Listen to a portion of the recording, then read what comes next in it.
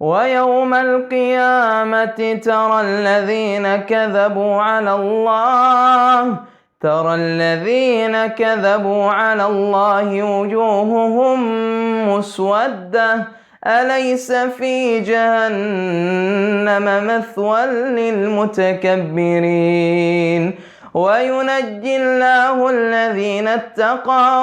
وينجي الله الذين اتقوا بمفازتهم لا يمسهم السوء ولا هم يحزنون الله خالق كل شيء